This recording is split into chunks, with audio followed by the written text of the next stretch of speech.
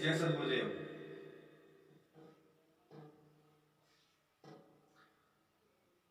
मेरे साथियों, जैसा कि आप जानते हैं कि मैं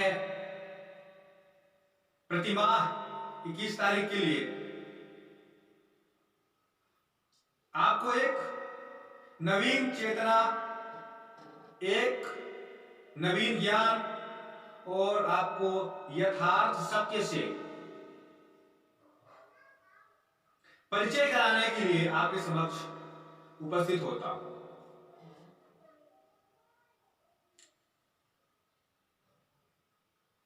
अनिवार्य है यह, अनिवार्य इसलिए कि आज इस भौतिक युग में मानव कई कई प्रकार की समस्याओं से गुजर रहा है, समस्याओं से गुजर रहा है और कई कई लोगों द्वारा ठगा भी जा रहा है। चाहे वह धर्म की बात हो, चाहे वह अध्यात्म की बात हो, चाहे वह व्यापार की बात हो, चाहे वह सामाजिक परिप्रेक्ष्य में हो, हर प्रकार से केवल एक ही बात सामने उभर कर आ रही है कि मैं ठगा गया। आज का जो यह वीडियो है आपके लिए बहुत ही अनिवार्य, आपके जीवन के लिए उपयोगी, क्योंकि आज जो बातें आपके सामने उद्धृत हो रही हैं, आज जो चल रहा है, इस पर एक विशद विवेचन मेरी आत्मा ने जो गवाह दिया है, उस बात को आपके सामने रखना चाह रहा हूं।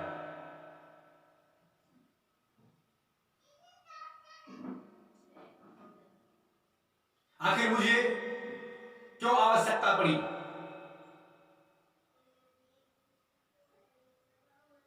एक शब्द होता है अंधविश्वास, एक शब्द होता है मानसिक संकुचन, अविश्वास। पैदा होने का कारण क्या है? सबसे बड़ा प्रश्न है, वास्तव में अंधविश्वास है क्या? अंधविश्वास का तात्पर्य ही यही है कि हम जब किसी विश्वास पात्र व्यक्ति के पास जाते हैं, उसके सामने अपनी समस्याओं को रखते हैं, उसके बदले में हम उसे अपना सब कुछ न्यौछावर कर देते हैं, तन मन धन, और उसके बावजूद भी उसके बताए हुए नियम के अनुसार, किए हुए कार्य के अनुसार हमें सफलता प्राप्त नहीं होती, और फिर वह सामने वाला पैसा ऐंठते रहता है। ऐसा भी नहीं है कि उस समस्या का निदान वह करे। एक डॉक्टर के पास जब मरीज जाता है तो डॉक्टर उस मरीज से पैसा लेता रहता है।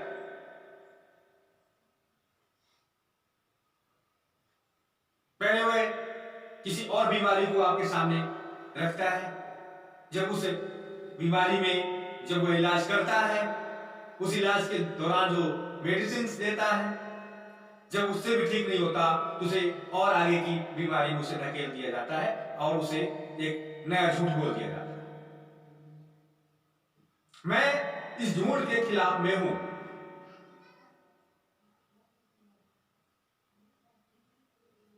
एक ईमानदारी के साथ आगे क्यों नहीं व्यवहार किया जा रहा? सक्षम नहीं है आप, उसके बावजूद भी क्यों यह कहा जा रहा है कि मैं सक्षम हूं, मैं तो सारी बीमारियों को दूर कर सकता हूं, मैं तो सारी समस्याओं को दूर कर सकता हूं। यहां तो बस वही बात हो रही है कि अंधा गुरु है और अंधा चेला है और दोनों एक दूसरे को ठेल रहे हैं।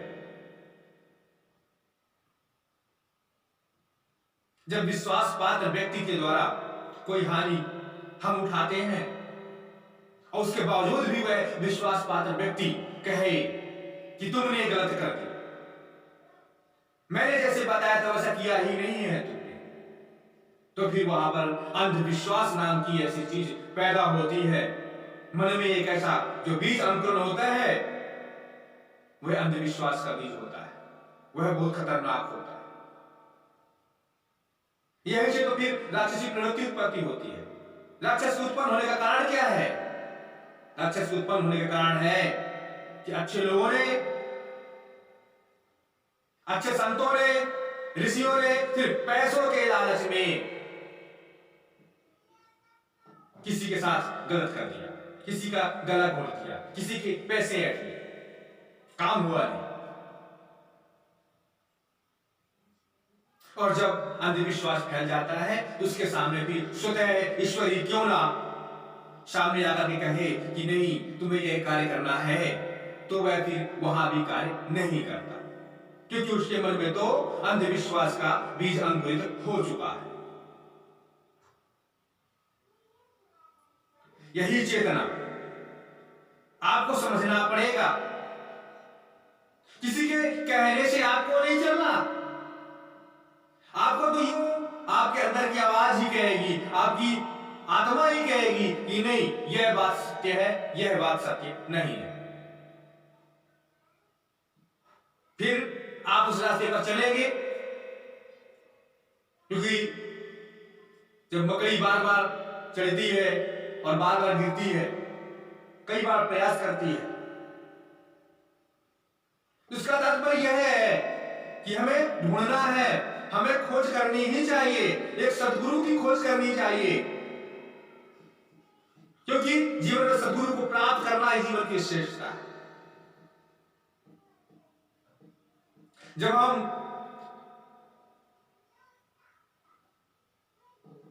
स्कूल में पढ़ने जाते, उस समय को आप याद करें कि आप जब स्कूल में पढ़ने जाते थे तब आपके सामने एक चौक होती थी, एक स्लेट होती थी, उसमें आप कई बार लिखते थे, गलत हो जाता था, शिक्षक आपको फिर बतलाता था कि ये गलत है तो आप उस नतीजों को मिटा देते थे और पुनः फिर उसमें लिखते थे। फिर वह शिक्षक कहता कि नहीं अभी गलत है, फिर मिटाना पड़ता था और फिर लिखते थे। फिर कई बार प्रयास के बाद एक सही लाइन लिख पाते थे, एक सही अक्षर बना पाते थे। तो आपने ही जब वह मेहनत किया है, आपका समय गया है, आपकी बत्ती ये चौक खत्म हुई है, आपका पैसा खर्च हुआ ही है, अब क्या हो गया? अब क्यों नहीं आप अपने उस भाग्य की उन खराब लकीरों को नहीं मिटा पाते? क्यों? क्योंकि आपके पास सद्गुरु नहीं है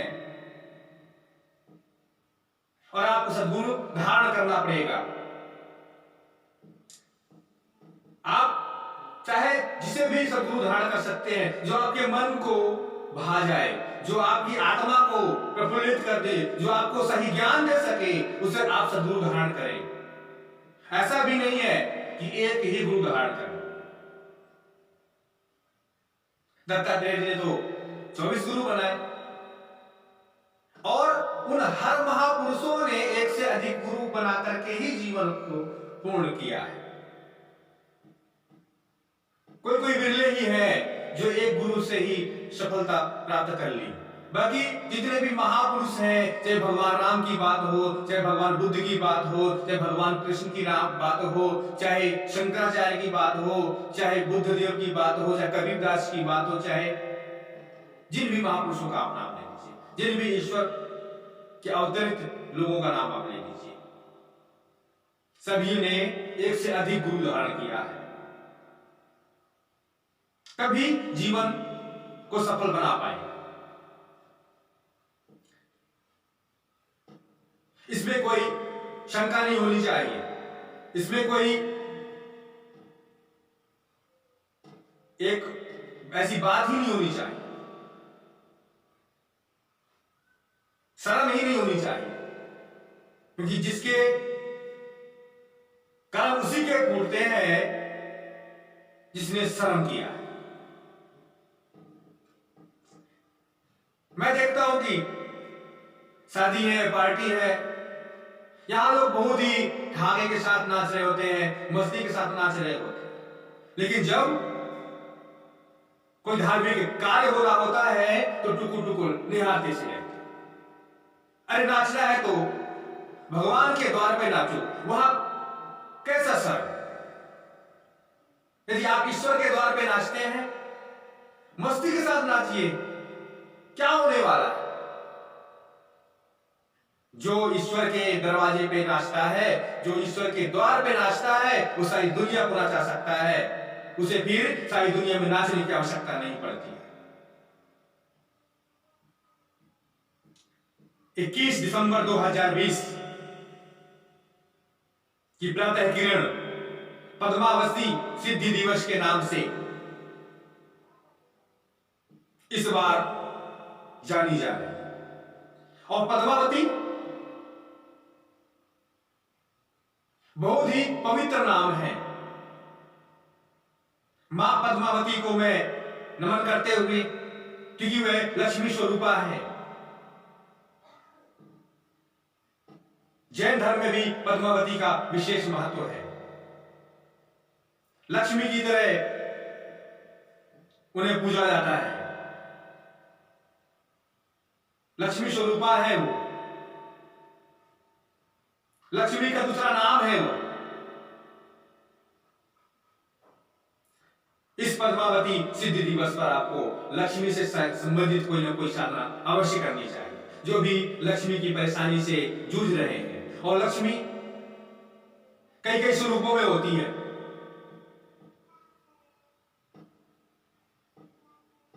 चाहे वह हमारे इज्जत की बात हो, यश, प्रतिष्ठा, मान, सम्मान, धन, धान्य, ऐश्वर्य, पद, पदोन्नति, जीवन में कुछ भी प्राप्त करने के लिए, चाहे वह वस्त्र की बात हो, चाहे वह वाणी की बात हो, लक्ष्मी का महत्व है।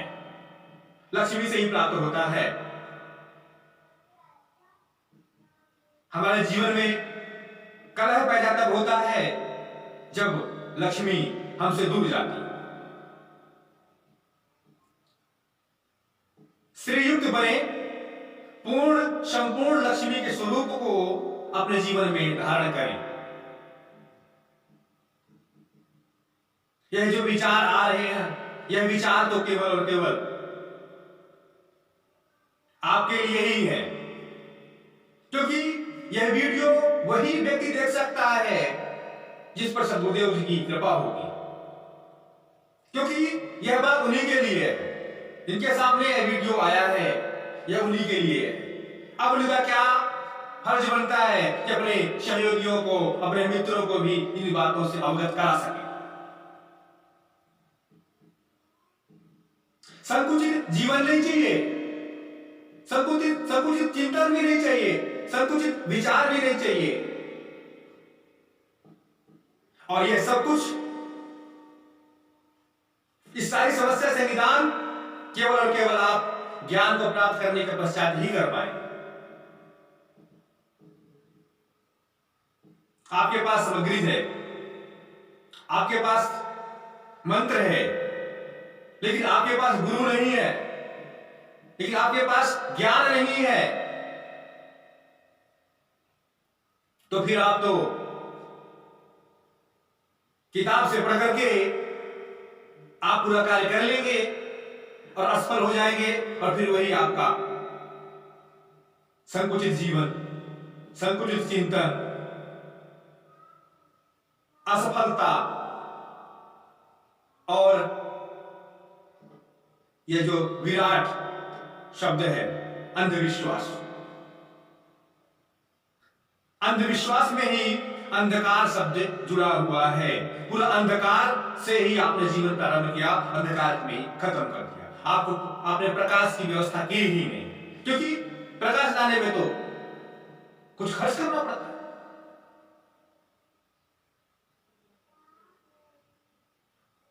एक डॉक्टर के पास आप जाते हैं,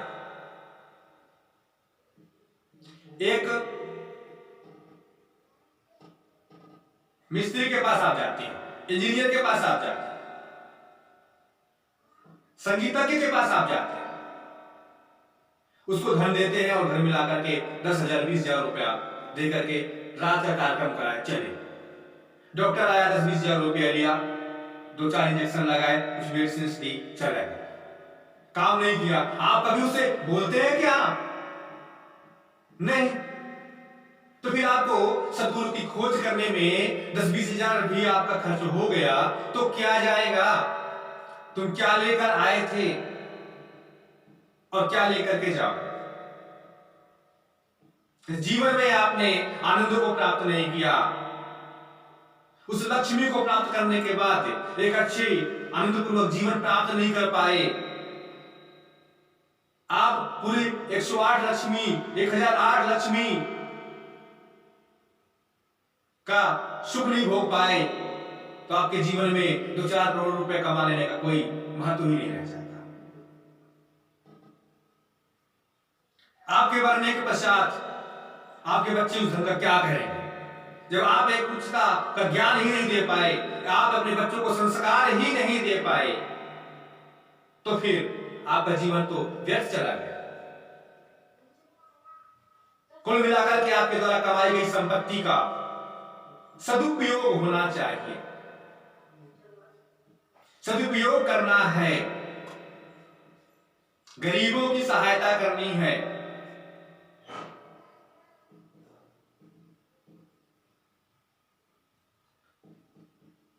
अभी मैं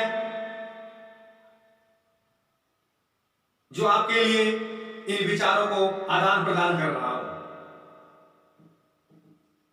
मैं चाहता तो 15 साल पहले भी कर सकता था, क्योंकि शिक्षा देने की बात की करें तो जब मैं 5वीं क्लास में था तब भी कुछ न कुछ ज्ञान की बातें बोल देता था। जब मैं 3री क्लास में था तब भी पूरी रामायण पढ़ता था, पूरी रामचरितमानस पढ़ता था।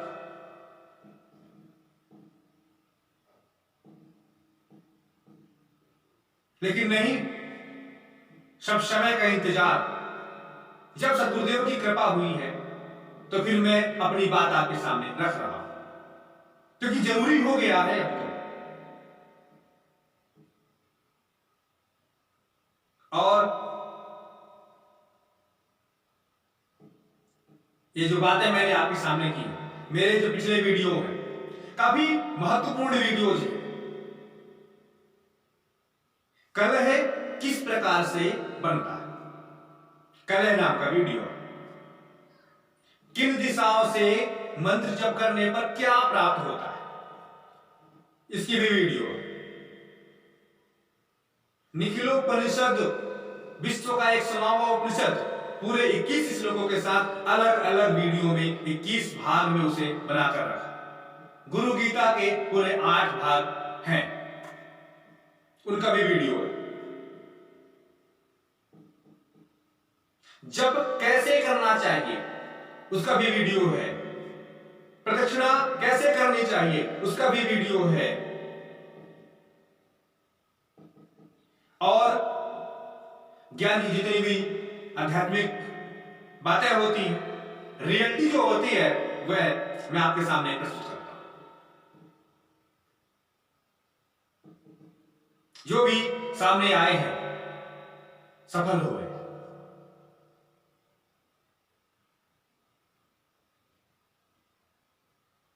अब मैंने भी ये विचार धारा बना के रखी है कि मैं कुछ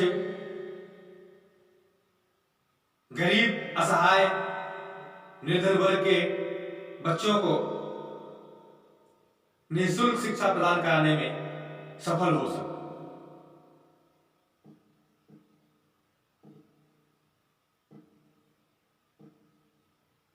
मुझे आपके सहयोग की आवश्यकता है, लेकिन मैं उस सहयोग के बदले आपको कुछ देना चाहूं। मैं यूं ही आपसे निःशुल्क रूप में सहयोग नहीं लेना चाहता।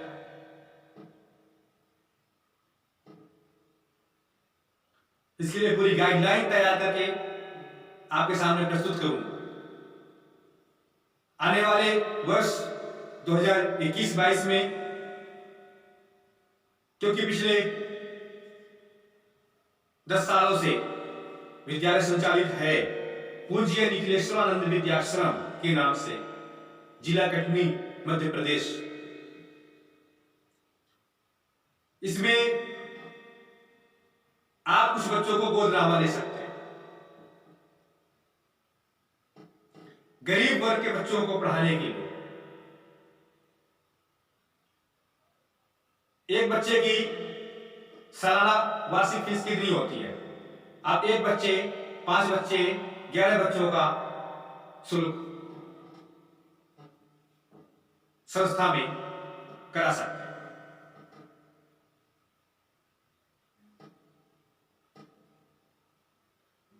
आपकी कोई गंभीर समस्या है,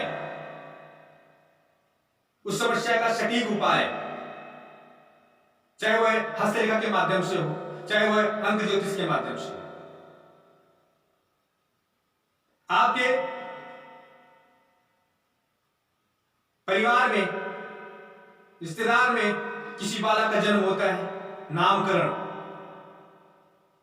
नामकरण संस्कार, और वह सारे 16 संस्कार जो जीवन के होते हैं, गर्भाधान संस्कार से लेकर के, चाहे वह श्रीमंतोलयन हो, पुंसवन संस्कार हो, चाहे नामकरण संस्कार हो, कर्णवेधन संस्कार हो, उन सारे संस्कारों के एक तरीके के रूप में आपके सामने कभी आपको आवश्यकता पड़े, बात करें।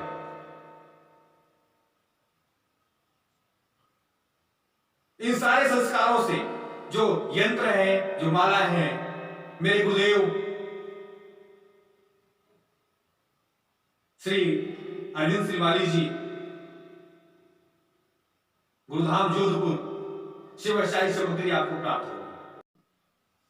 मैं आपसे जुड़ सकूं, आप मुझसे जुड़ सकें। मेरे गुरुदेव का, हमारे सदगुरुदेव का वह जो अनोखा, अनिर्वचनीय विचार था, वह पूर्ण हो सके, हम सब मिलकर के पूर्ण कर सके, तो ज्यादा अच्छा होगा, अच्छी बात होगी।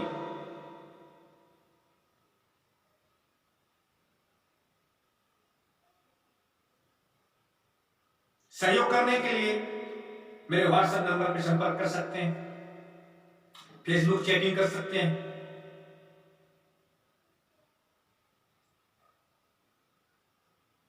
आपके पास जो भी समस्याएं हैं, चाहे वह आप कहीं से भी जुड़े हो, आपके पास चाहे गुरु हो नहीं हो, उन समस्याओं को आप रखें, उसका उचित निदान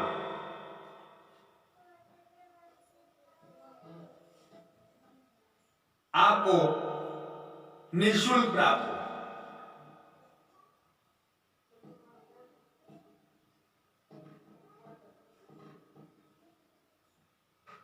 और उस निदान को आप स्वयं कर सकें या करा सकें, यह तो आपका विचार, यह तो आपकी सोच, यह तो आपके पास, चाहे आप बना बनाया भोजन प्राप्त करना चाहें या फिर आप खुद पका करके खा लें, सामग्री आपको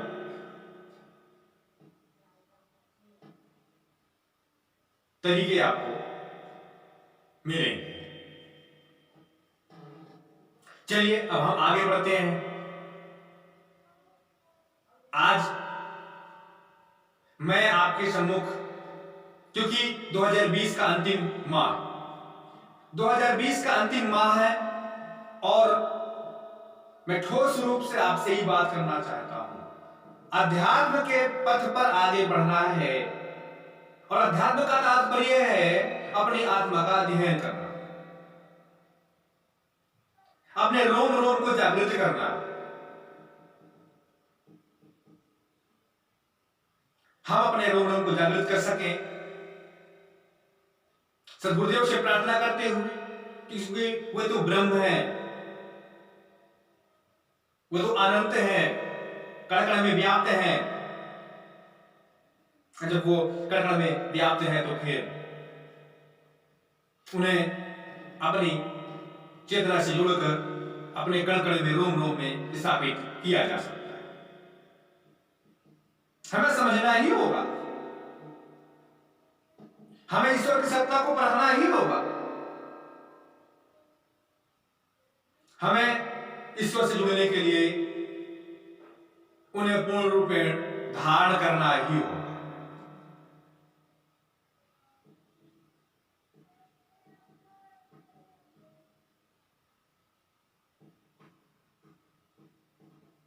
इसलिए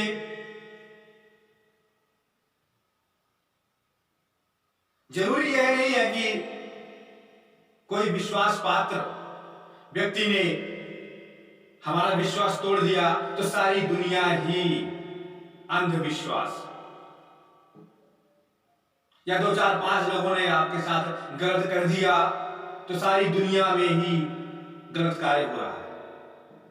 आज भी 32% लोग ऐसे हैं जो उचित मार्गदर्शन करते हैं, सही रास्ता दिखलाते हैं,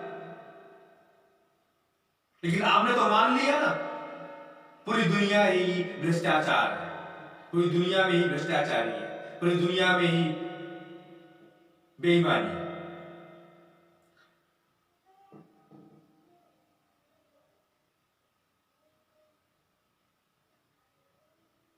अब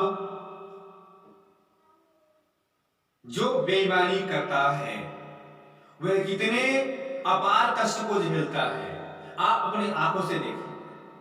यदि आपने बेईमानी की है तो आपको कष्ट झेलना पड़े, अभी भी सुधर सकते हैं, जीवन के अंतिम पड़ाव तक सुधरने का मौका होता है। और कई कई महापुरुष ऐसे हुए हैं जिन्होंने जीवन के अंतिम पड़ाव में सुधर गए और सुधरने के पश्चात अपनी गलती का पश्चाताप किया, उस पश्चाताप के तहत अपना पूरा का पूरा कमाया हुआ धन ही ईश्वर और धार्मिक कार्यों में खर्च कर दिया और वो महान बन गए। और कई कई लोग जिंदगी भर अच्छा कर्म करते रहे और अंतिम में उन्होंने अपने जीवन को बर्बाद कर दिया।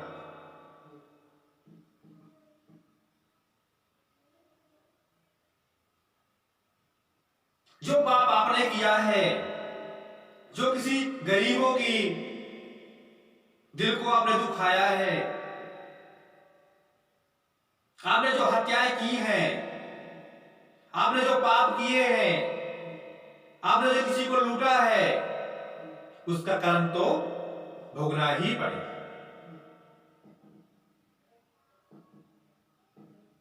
यूं ही भगवान की कथा सुन लेने से, भागवत सुन लेने से, रामायण पढ़ लेने से, वेद शास्त्र पढ़ लेने से आपके पाप नष्ट नहीं होने वाले। गंगा में हजारों बार डुबकी लगा लो, आपका वह पाप दूर नहीं होगा, क्योंकि पाप दूर तो पश्चाताप से होता है, क्योंकि पाप दूर तो ज्ञान पैदा करने से होता है, क्योंकि पाप दूर तो उस भगवत कथा को सुनने के पश्चात उस भगवान की तरह कर्म करने से होता है।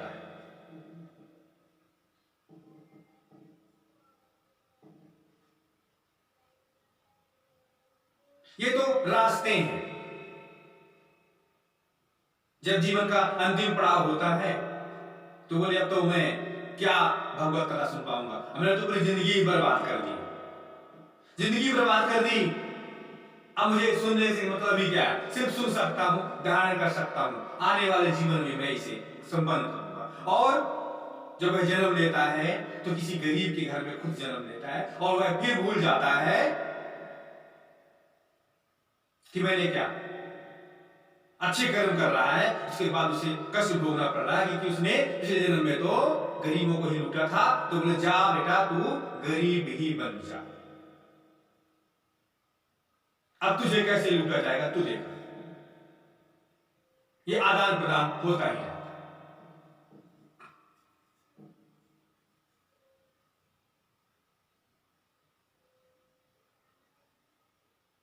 इसीलिए यदि ऐसा हो रहा है तो तुम्हें पाप को जलाना होगा। कोई समस्या से आप जूझ रहे हैं, इसका तात्पर्य यही है कि पिछले जन्म में आपने कुछ गलत कर्म किए, अब तुम्हें पिछले जन्म के उन पाप कर्मों को जलाना है। जलाने का मेन कर्म है धर्म के प्रति जय, मानव धर्म को समझे, गरीबों की असहायों की सहयोग करते रहे।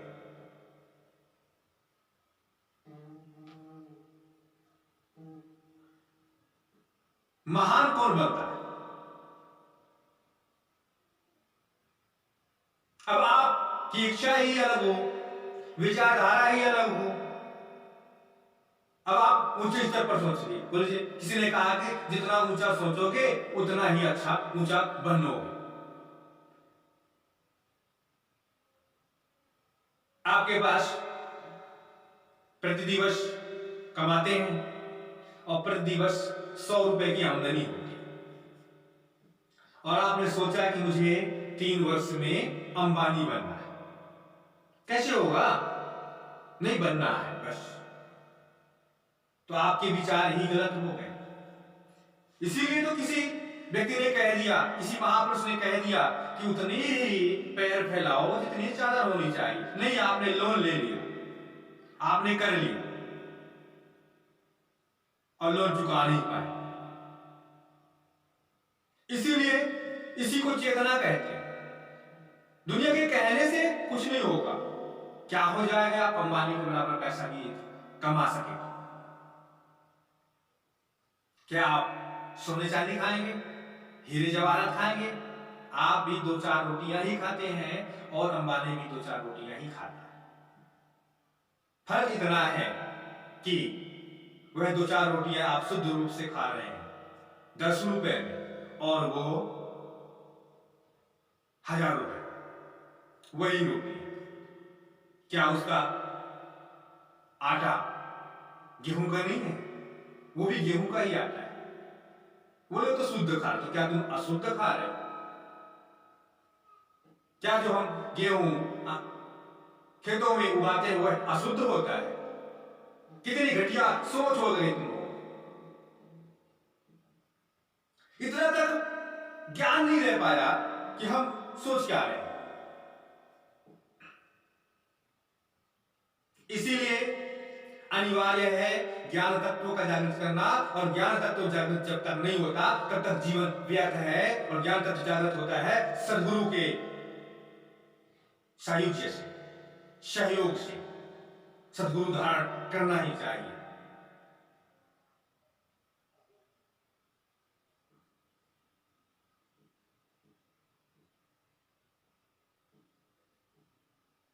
हम सबकी यही कामना रहे कि हे गुरुदेव, इस वर्ष के साथ ही हमारा जीवन अच्छा बीता और आने वाला वर्ष भी हमारे जीवन में अच्छा ही खुशियां ही लेकर के आए। हम आपके चरणों में यूं ही वंदन करते रहें, अभिनंदन करते रहें, नमन करते रहें। बार बार आपके चरणों से वह रश्मि, वह धूल हमारे माथे पे लगती है और हमारा जीवन कृतार्थ होता है। जीने को और क्या चाहिए? तन को कपड़ा, खाने को रोटी, रहने को मकान, और हम अच्छे कर्म करते रहें। हम इतनी शक्ति प्रदान करें कि हम अच्छे कर्म करते रहें। लोगों का भला करते रहें, चेतना देते रहें, चिंतन करते रहें और सहयोग करते रहें। इसी भावना के साथ मैं आपसे विदा लेता हूं। आप सभी को जय सद्गुरुदेव। सुनाओ गहरी नींद में सोए भक्तों को प्रभु आन जगाओ। त्रिपुरारी